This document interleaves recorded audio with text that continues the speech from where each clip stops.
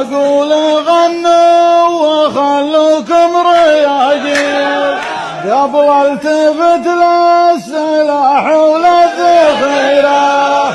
أما كفاك الفرات تشرب من النيل ولا طردناك من شبه الجزيرة. السيل ما يرحم اللي عرض السيل ترى ضحاياه بالوادي كثيرة. الناس صنفين عقال ومهابيل والحب وسط الراحة المستديرة. الفارس اللي غدا في عجة الخيل يفتر بمقعده ما راح ديره.